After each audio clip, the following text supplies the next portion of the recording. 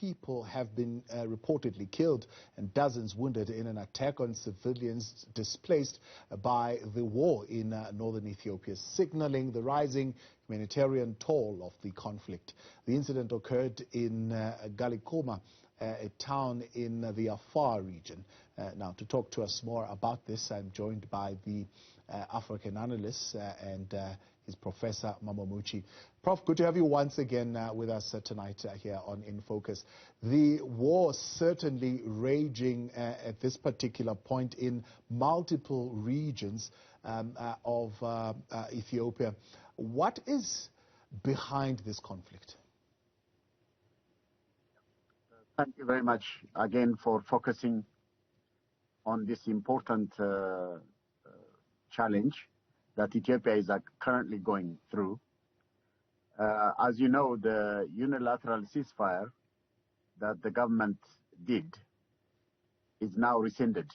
Now the government is saying that they will have to re-engage again. And so the war is going to continue, because when they did the unilateral ceasefire, their expectation was that all the other sides will also join, but they didn't. So what we have is a very complicated situation now. Why do you think this conflict occurs? I think the conflict is related to the following. The Tigray People's Liberation Front ran Ethiopia for 27 years. They did not want to leave. They were forced to leave. There was a rebellion, popular insurrection that forced them to get out. So I really think they want power. They want to continue to have, to extend their power. Yeah. Then other forces, other groups now, who are part of the TP, they were supporting them at that time in what is called the EPDRF, the Ethiopian People's Democratic Front. They were those people who were with them now have taken power. Now what you are now seeing is a conflict. All right, they are simply saying, if we don't control Ethiopia and have back our power, then it's better that we split, break down Ethiopia. And they also now have said, they call it now the Tigrayan government. They call it like that now. You know, they declare it like that in their communications. They do not call it a regional government. They only just call it almost as if it's a state. They are now treating it like that. Yeah. So what you have is a very complicated situation where power struggle is happening, but the power means if you don't have full power, you are not going to win, then better you break the country apart. So what we are now having is this very difficult situation where people are being killed. Children have become soldiers now. I mean, what are you seeing? I mean, they go in Afar, they went to a school, and something like, I don't know, I heard over 200 people were murdered, not just the one you just mentioned now. And what we are seeing is a very complicated situation. Yeah. You have the conflict in Afar, you have the conflict also in an area called Metakel, in different parts of the country. The conflict is continuing in the place called Wolkai Tegede, in those areas. Yeah. So there's what is now happening is the Afar forces, the militia forces, the special forces, yeah. the federal army is also now joining to try to resist against the Tigray forces. But the Tigray forces also are now having external assistance. They're getting regional and other forces are supporting them. Yeah.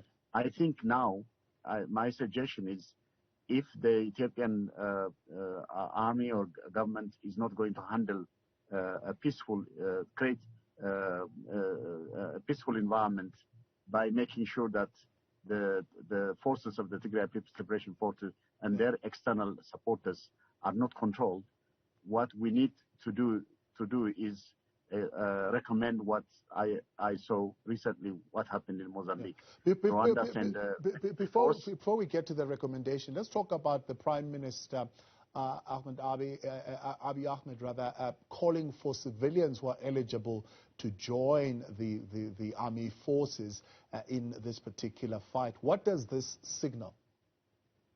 Basically, what I saw the declaration, the call.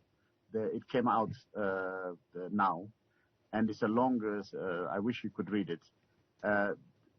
What the government is saying is that they are not interested at all in continuing this war. They are not even interested in rescinding the unilateral ceasefire. They were forced to do it because of the way the Tigray People's Liberation Front continued. The conflict everywhere. So, and then the external support they are getting. Because of all this, they are now saying that the entire population in Ethiopia must unite. And they must unite with the principle of what they did when external actors came to fight Ethiopia. What we always had was even forces that used to fight each other united. For example, this happened in the victory of Adwa. All the forces that were divided, united and resisted. Now, Dr. Abiy is saying that we should all unite with all of us. All of you should contribute.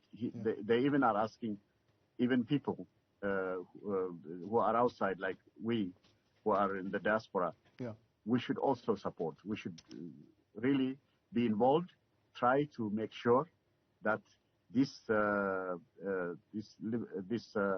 they call it the terrorist organization now, the Tigray People's Liberation Front. This force must be now removed. It is not just a threat to Ethiopia's security and integrity. It's also a threat to the people of Tigray because it is making the children of Tigray to be soldiers, not to go to schools. Because of this, he said that the entire population as a whole, all over, including external actors also like Friends of Ethiopia, should all join and unite and immediately and quickly resolve this matter so that the unity of Ethiopia, the integrity of Ethiopia is not violated any further. That's basically the message I read that the government, from the government side came out. Now, the Amara officials are also echoing that very same sentiment to resist the Tigray neighbors' return. Will the government of Ethiopia be able to resist this Tigray army force? I think if the unity of the people and the government and the army and all the regions, all right, and they target mainly not the people of Tigray. The people of Tigray are innocent. They should not be targeted.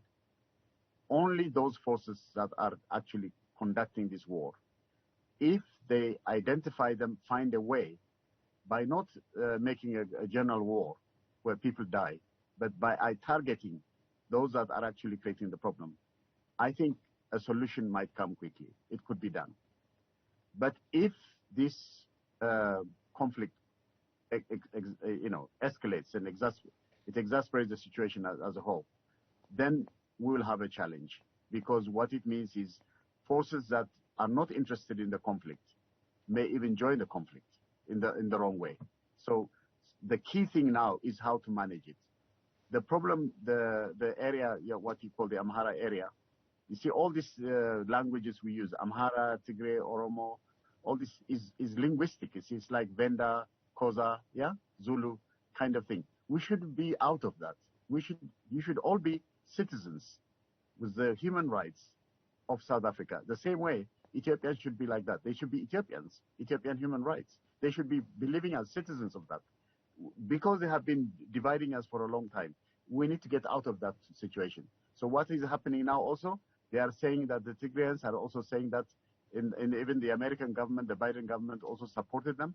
They have in their constitution certain parts of southern part of Tigray where that belongs to the what they call the Gondar area, Gondar region, the region called Gondar, which is Walqait Tegede, Humara, all these places. They say that belongs to them, so they start fighting.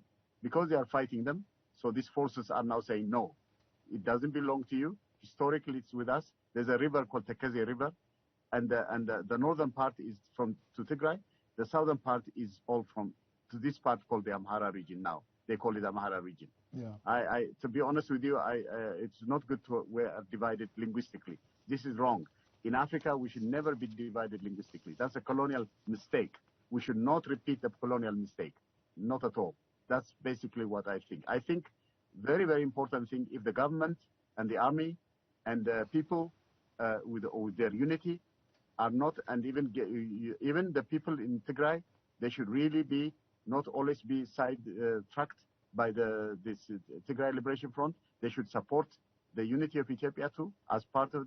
I think that's what they belong to. If they don't do it, we need to really also ask external friends like South Africa, Rwanda, and others also should support the government to make sure that this thing is resolved without Ethiopia breaking up. We should not allow the breakup of like the 1884-85 Berlin Conference type thing to happen to Ethiopia. Of all places, the country that has been fighting colonialism entirely, and all of us were very proud of.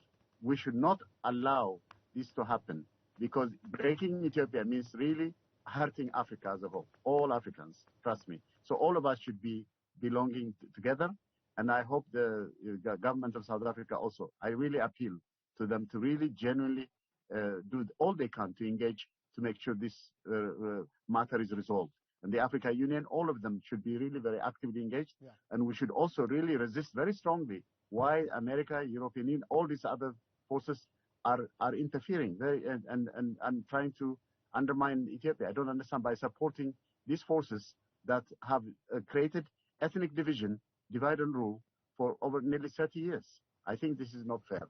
I think it's very important. We Africans must unite, and we should really sanitize our governance, our leadership. Leadership quality is important, really very, very seriously important. And then our institutions and our systems have to be run very well, and we should Africanize it. And we should really not allow this current situation that's happening in Ethiopia to continue at all. I really strongly recommend that we all unite and solve it and stop all the killings that's going to happen because people who suffer are not these politicians and so on. The people who suffer are, the victims are those who are innocent people who who didn't create any of the problem. They're just being used by the problem. You see? That's what we should do. Professor, appreciate your time and, of course, your analysis and recommendations tonight on In Focus. That's Africa analyst there, Professor Mammo Muchie.